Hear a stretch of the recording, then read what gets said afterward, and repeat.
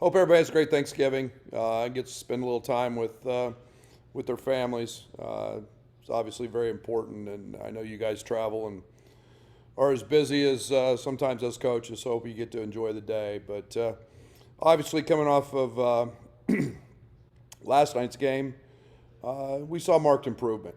I think the one thing that I keep reiterating, I talked about last night, is how proud I am of the locker room. They're trying really hard to be a really good team, and nothing's come easy to this point. Obviously, a lot of injuries and Kofi's suspension, but we're guarding. We're playing well enough on that end. We out rebounded another Power Five team, 16 or 18, whatever it was yesterday. Obviously, some areas that we've got to clean up are the turnovers, and then I was disappointed. I don't think we're in great shape yet. Obviously, Kofi I think was 9 of 10 at the free throw line and struggled a little bit down the stretch. Hutch missed one, DeMonte missed one. We've got to get back into to late game shape, so where we can be really focused. But I thought we showed great toughness, great grit, and nothing of significance yet on Trent. He's still in a walking around with the use of crutches.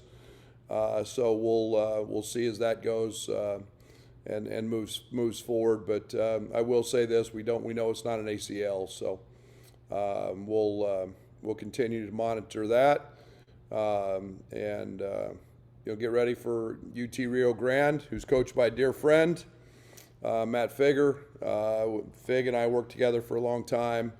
Many of you guys may remember he was at Austin P when they came in here my first year, and really gave us a great game, heck of a game. He did a great job there and is in year one down there. So it's a team that's playing extremely well. They've got a couple of very gifted scorers. They know how to compete. They're playing extremely well on the defensive side. So I'm, they're picked at the top of the WAC or close to it. They're going to be a team that's going to be a team to be reckoned with in their league, and we're going to have to play very, very well. Hey, Brad, with Trent potentially out for a couple games at least, what does that mean for Alfonso, Austin, and just the rest of the team? Yeah, next man up. And I mean, you don't replace Trent. He's a guy that again plays the point, plays off of it, but in a conversation with Bruce after the game last night, it's just talking about how disruptive he is on the defensive end, and he's a guy that doesn't let a night where he didn't play very well offensively affect what he does defensively, and he just Trent's the one guy who doesn't make scouting report mistakes. He doesn't make he might go 3 or 4 or 5 games without making one. So there's a mental component to not having him if he's out. But Plummer and Hutch and we'll see Brandon, Pajemski, all those guys are going to have to step in and fill that role. Those are big shoes to fill.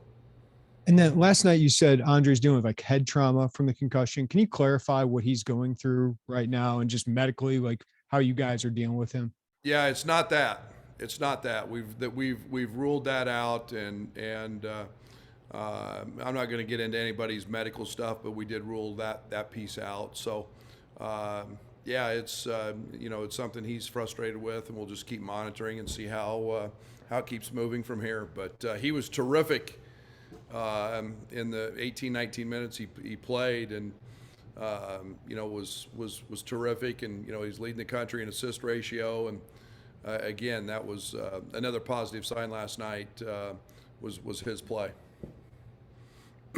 Thanks, Brad.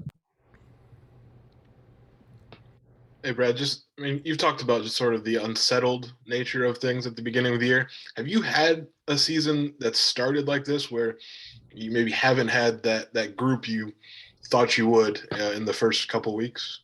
No. No, not to this extent, not to this magnitude. You know, not where it's, you know, we've had situations where we were out a guy, but not, you know, not 3 or 4 or 5. You know, and you know, Luke had been practicing great, and you know, just unbelievable back spasms where he couldn't even get through. You know, he felt good, and as soon as he got to warm up, his back would lock up. So, you know, he was back in practice today, in a much better place, but not where we've just had this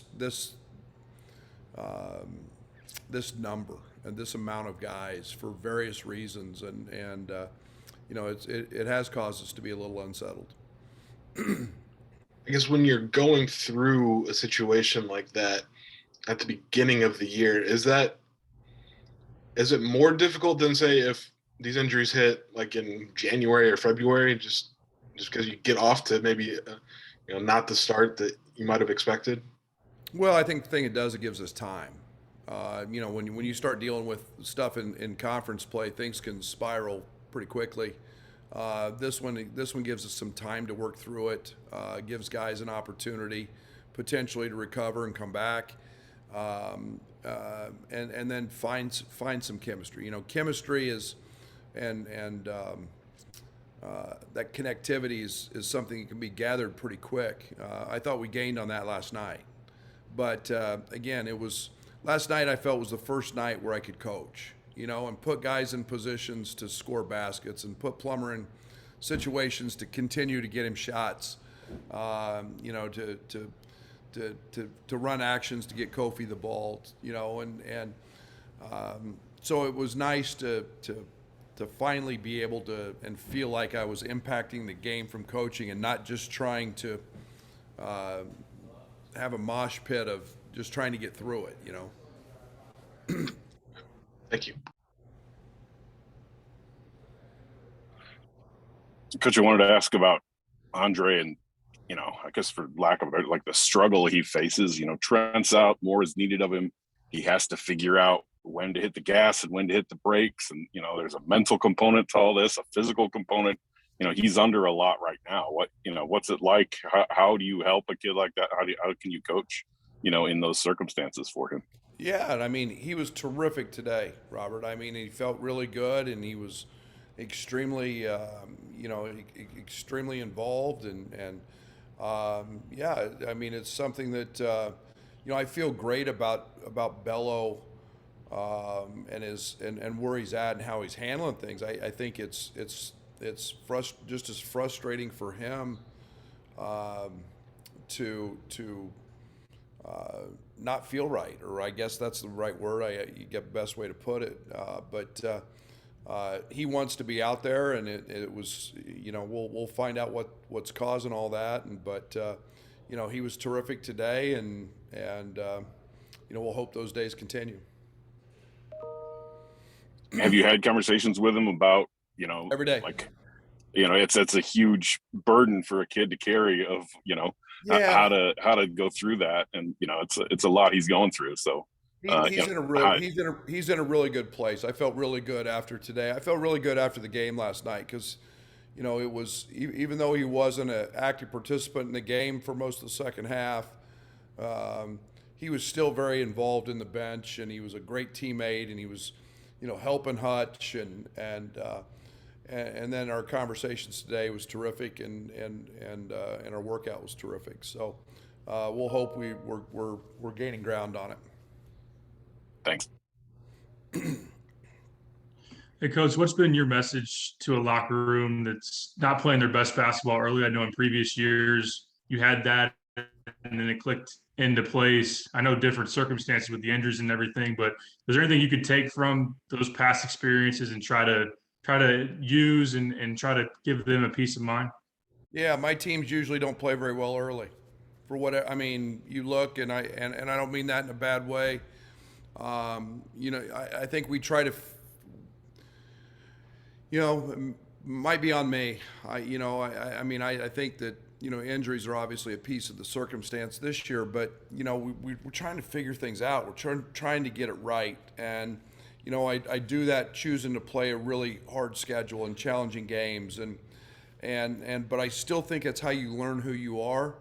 I think this team is trying so hard. I mean, I was really proud of them because I'll be honest, I didn't know. You know, we were at a tipping point. I didn't know where our fight was, and you know, I felt great when Kofi's waving to the crowd and getting them going, and you know, it was such a positive vibe, and this group is trying, and then to get guys jumping up making shots when you know you made 2 in the previous game, and those are the little things I take away. And then I know that, you know, hey, it's a long season. You know, we've got a long way to go. We've got a lot of league games left, and we're inching up on it. And you know, if we keep playing defense, we're second in the country in DER. We're 6th in rebounding. We keep doing those things, we're going to give ourselves a chance till it all kind of clicks and falls together. And it'll do that. It'll do that. Thanks. Brad, I guess my question is along the lines of what you were just speaking about. When you do get it figured out, when it all does start clicking, does it need to look like it did last year in terms of pace and scoring and all that? Because you know, scoring's down, but I think we understand it's 5 games in and the injuries, and as you said, you're trying to figure things out. So is there a kind of a basketball goal you're trying to get to match what you're doing last year, or can it be different? No, it can be very much different. And I think I think the one thing that I've tried to do throughout my career is adapt to whatever fits. And you know, we've got to get the turnover bug figured out. Most of the turnovers are careless. You know, I think we're 36th maybe in offensive efficiency. And you take away our turnovers and move us in a position where we were last year in turnovers, and we would be in the top 5. And the turnovers and the missed free throws have been a problem, but we're clipping along at a 1.1 point per possession, and I'll take 1.1 at any pace. And you know, we knocked the turnovers down. You know, in a 64 possession game like last night, you cut those in half, and all of a sudden, you know, that becomes pretty efficient basketball. And so I'm comfortable with it however it has to be. Would I like to be a little bit faster? Absolutely. You know, when you're short some bodies and some guards who make a lot of those things happen, you know, it's not as easy. And yet last night our pace and our thrust broke that game open.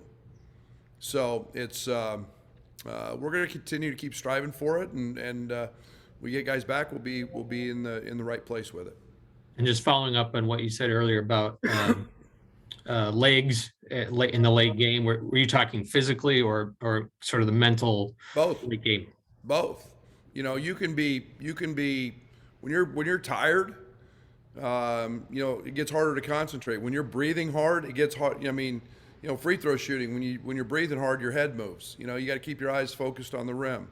Little things like that. You know, I mean, poor Austin Hutcherson. I mean, he played 20 minutes last night. And, you know, he hadn't been in practice 20 minutes. You know, and we're throwing him out there and saying, hey, make an open jump shot. And, you know, the legs are a little rubbery and you're tired. And that's not easy to do. And, you know, next time out, next couple times out, you know, he'll make those shots. And he'll make those free throws. But, you know, we've got to get, you know, Kofi's been out a long time. And he's got off to a great start at the free throw line, and that was just conditioning. That was just simply being in good enough shape to step up and make those. And he's that guy this year. I want to be able to throw the ball to him against a press or throw the ball to him in a late possession offense and not worry about him getting fouled. Good stuff. Thank you.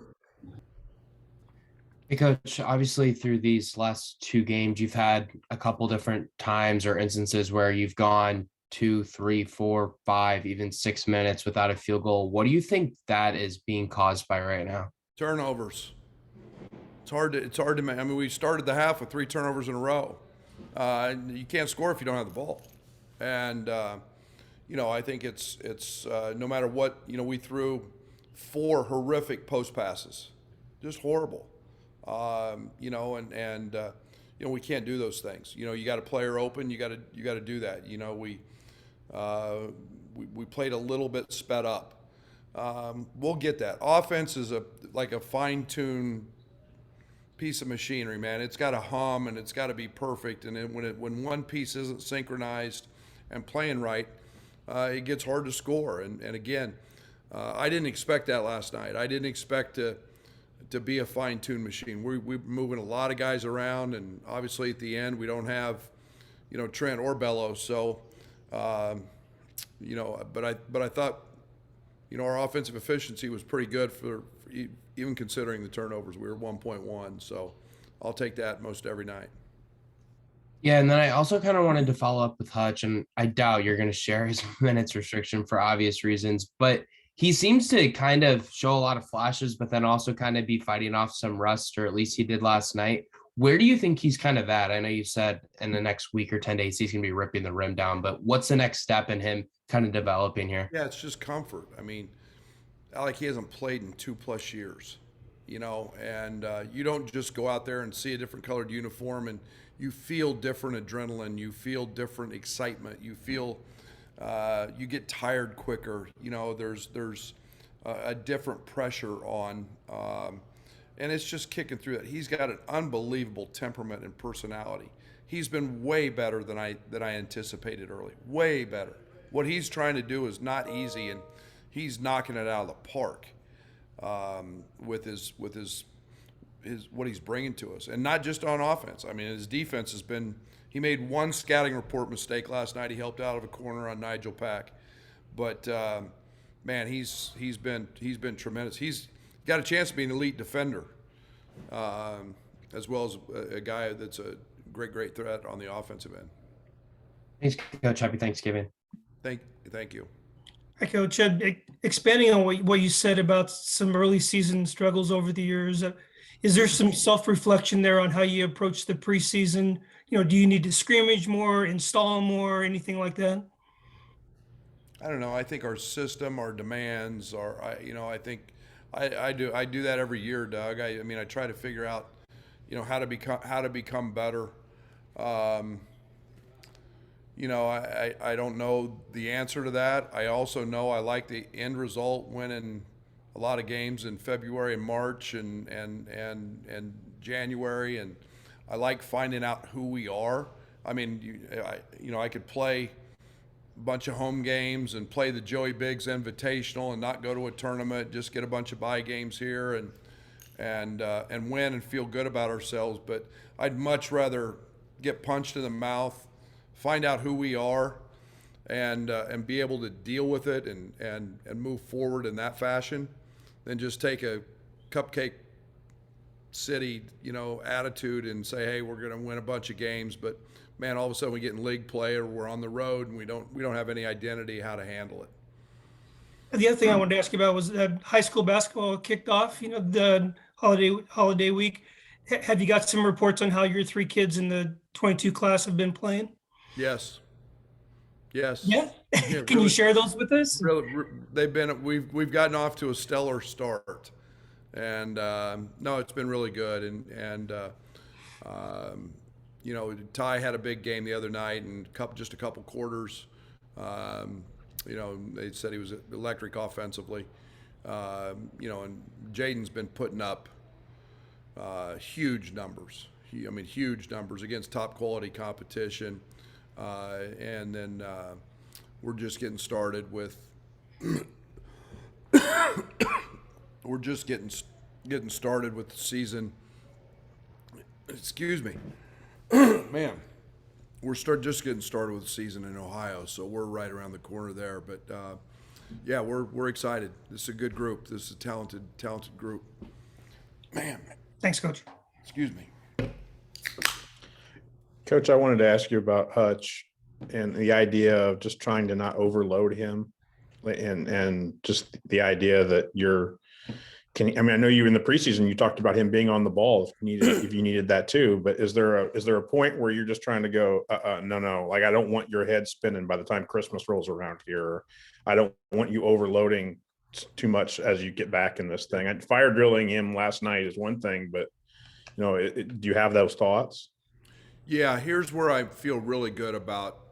One, Hutch has been in a lot of practices that first year, and so he's got a really good idea of what we're doing and what concepts we are.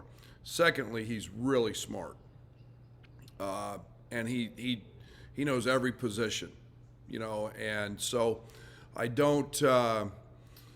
The execution may not be great yet because of the timing that takes, but yeah, I mean, to say I don't want to overload him, I don't. But it's like I told him a couple days ago. I said you're going to have to play a couple spots, and that's just the reality of it. And he's got the perfect temperament, and I don't feel like overloading him is that big a deal. Where some guys I just can't do it. Can't do that with. Thanks, Brad. Appreciate it. Brad, I had just one question for you about Matt Figger. Just he had a really good run at Austin Peay. I was just curious what you thought about him, leaving to take the Rio Grande Valley job.